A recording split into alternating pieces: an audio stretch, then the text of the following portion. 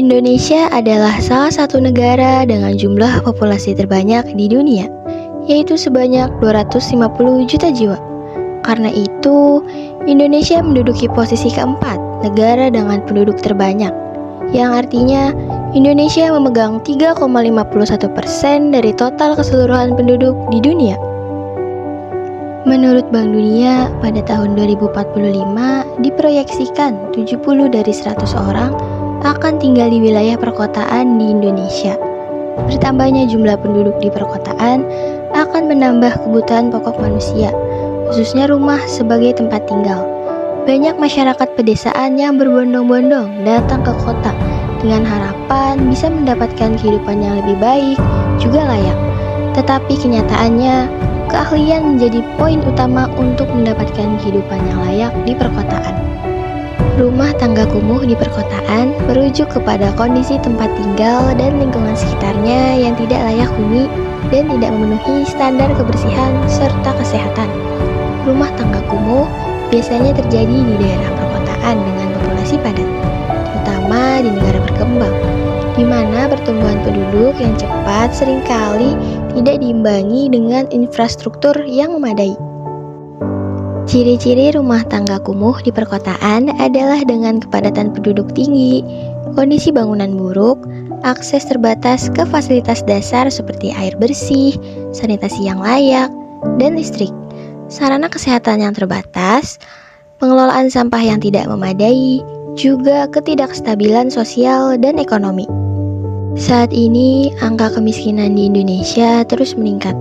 Menurut data Badan Pusat Statistik, jumlah penduduk Indonesia yang berada pada ambang kemiskinan ada pada angka 25,9 juta jiwa per Maret tahun 2023.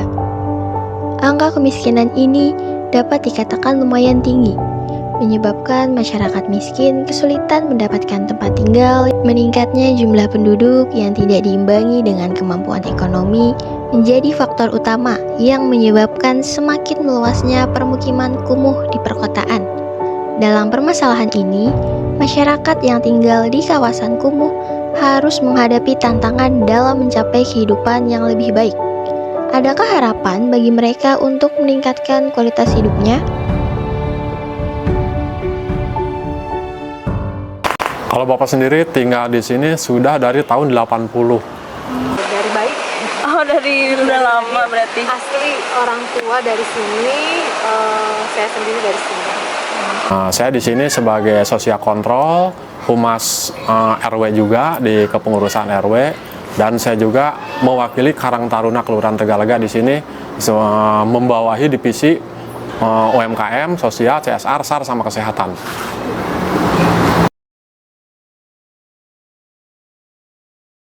Sebetulnya mah keluhan warga sendiri kalau ditanya banyak, pada umumnya seperti di kampung-kampung lain, pada waktu ada program pemerintah sementara yang lain kebagian terus mereka enggak, ya mungkin itulah misalnya kalau keluhan-keluhan untuk warga. Terus mungkin khususnya untuk mereka yang mata pencahariannya di jalan, mungkin keluhannya pada waktu mereka sedang nyari uang, dikejar Satpol PP, mungkin itulah.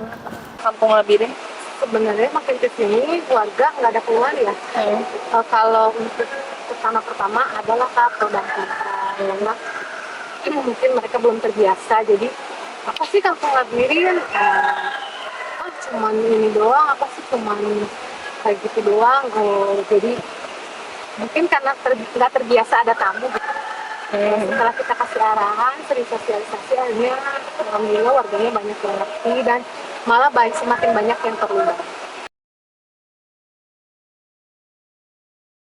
Kalau untuk hal itu, alhamdulillah kita mendapat akses yang sangat mudah, walaupun mungkin ada beberapa yang merasa susah, itu mungkin karena mereka tidak mengerti jalur cara mengurusnya. Nah, dan kebetulan sih ketua RW kita termasuk dekat sama istilahnya orang-orang dinas sosial dan pemerintahan lainnya, alhamdulillah lebih mempermudah lagi untuk urusan kesehatan dan pendidikan. Alhamdulillah sih Kak, karena kita binaan Astra ya. Nah dari Astra sendiri itu ada pemilik 5 macam bantuan, kayak untuk pemberdayaan ekonomi, pemberdayaan kesehatan, pendidikan, terus sama pemberdayaan wilayah gitu. Jadi di kelima-limanya itu alhamdulillah kita dibantu. Pada tahun 2020, penduduk Indonesia sudah mencapai 270 juta jiwa dan akan terus bertambah seiring berjalannya waktu. Indonesia menjadi salah satu negara dengan tingkat urbanisasi tertinggi di Asia Pasifik. Infrastruktur dan pembangunan sarana masih belum bisa juga mengikuti tingkat pertumbuhan penduduk yang sangat cepat. Itulah yang menjadi salah satu penyebab daerah kumuh. Rumah tangga kumuh itu rumah tangga yang prasyarat pemukimannya tidak memadai atau sering disebut dengan rutilahu, rumah tidak layak huni. Bagaimana rumah tidak layak huni? Satu, pekarangannya sangat kecil. Kedua, dari bangunan fisik, atapnya bukan dari atap yang ideal ya. Kita punya genteng misalnya, tapi mereka dari atap rumbe. Kemudian dindingnya dari papan, kemudian lantainya tidak bertegel atau tidak diplester dan seterusnya. Rumah tidak layak huni atau pemukiman kumuh itu dikarenakan pertama adalah tentunya pendapatan. Orang kalau memiliki pendapatan yang baik dan layak, pasti ujungnya adalah bagaimana dia memperbaiki pemukimannya. Kemudian, langkah tepat apa saja yang diambil pemerintah untuk menuntaskan permasalahan kemiskinan di Kampung Mongol? Beberapa intervensi sebenarnya sudah pernah dilakukan oleh pemerintah setempat untuk meningkatkan taraf ekonomi masyarakat di Kampung Mongol, mulai dari program padat karya hingga pelatihan-pelatihan tertentu. Namun ternyata hasilnya kurang memuaskan. Dari 100 orang yang mengikuti pelatihan, hanya 20 orang yang benar-benar terlibat secara intens. Mereka berhasil beralih dari pemulung ke wira swasta atau pekerja sektoral.